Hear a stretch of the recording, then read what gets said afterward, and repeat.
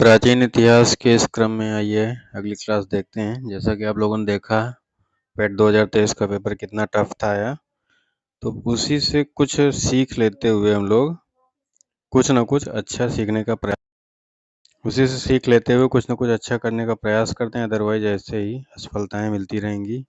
सफलता की उम्मीद तभी करिएगा जब अच्छे से तैयारी करिएगा। आइए क्लास में आगे देखते हैं। आज ये मत सोचिएगा जो एंशियंट हिस्ट्री का पार्ट चल रहा था वो ख़त्म हो गया। ख़त्म नहीं हुआ, कुछ पीछे से कुछ आपको स्थापत्य कला के कुछ क्वेश्चन कभी कभार पूछ लेता है, तो उसके बारे में आपको जानकारी देंगे। बाकी हड़प्पा सभ्यता के बारे में वो क्लास रेगुलर रहेगी। अभी ये क्लास तो साइड में बस छोटा सा टॉपिक है, इसलिए आपको दे रहे हैं।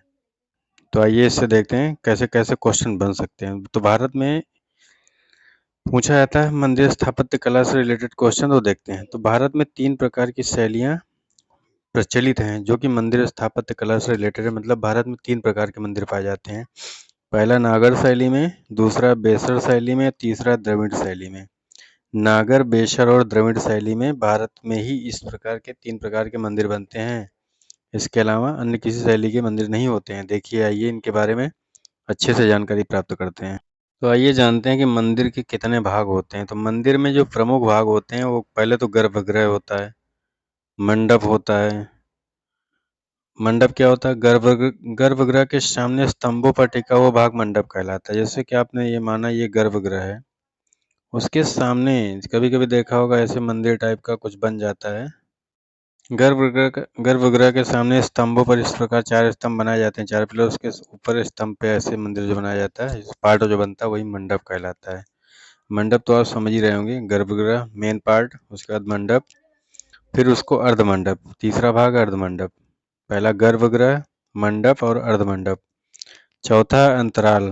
अंतराल का मतलब गर्भगृह और मंडप के बीच का हिस्सा, या ये वाला हिस्सा जो आप देख रहे हैं, ये हिस्सा जो ये जैसे बीच में आ रहा है, यही है हमारा अंतराल। अंतराल का मतलब गैप, अंतराल का मतलब गैप।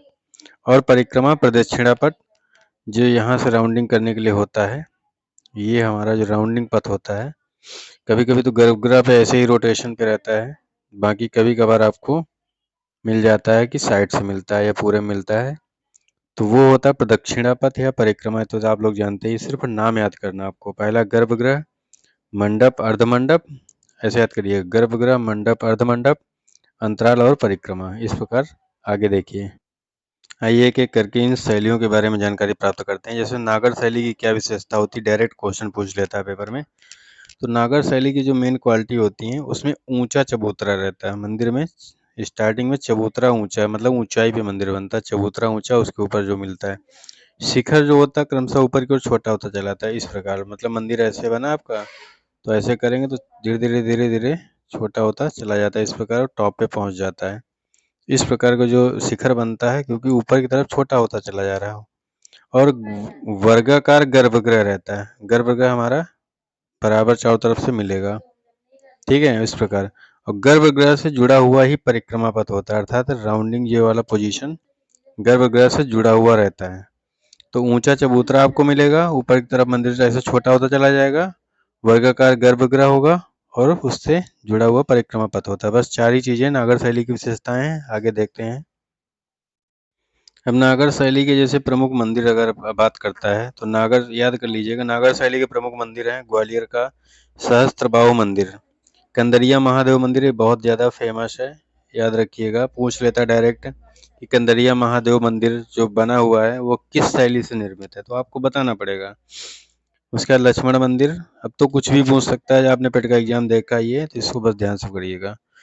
सहस्त्रबाहु मंदिर, कंदरिया महादेव मंदिर, लक्ष्मण मंदिर और मंगे मंगत मतंगेश्वर मंदिर।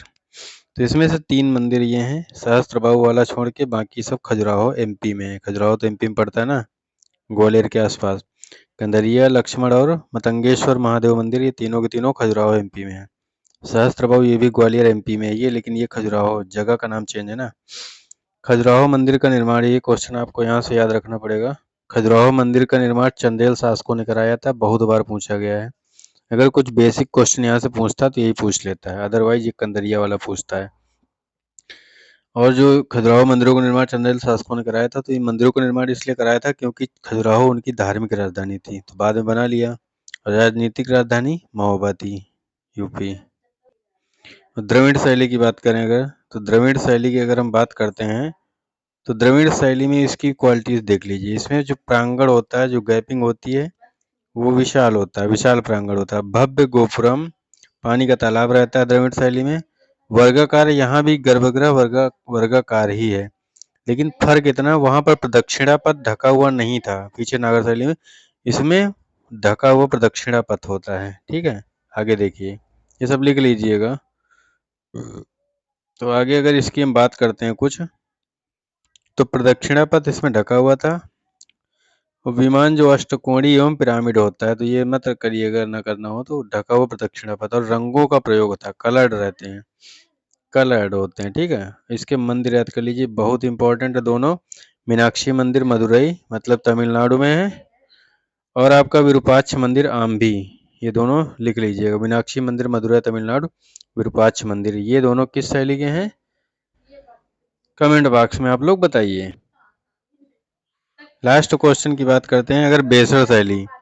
अब बेसर शैली की अगर हम बात करते हैं, तो बेसर शैली में यह मिश्रित होती है, मतलब कि नागर और, आराम से, नागर और द्रविड़ की अगर बात करते हैं, तो दोनों को मिला के बनती है बेसर शैली। नागर और द्रविड़ को मिला के, नागर और द्रविड़ शैली को मिला के बेसर शैली बनती है। ठीक है, निर्माण नागर शैली में, अलंकरण मतलब उसकी सजावट, डेकोरेशन द्रविड़ शैली में है। क्योंकि द्रविड़ शैली अभी आपने पढ़ा है, उसमें रंगों का प्रयोग होता है। ठीक है, तो रंगों का प्रयोग मतलब सजावट का काम द्रविड़ शैली से ले लिया गया, और निर्माण जो ऐसे होता था ना, नीचे वर्गाकार, फिर ऊपर छोटा होता चला जाता है, उस प्रकार।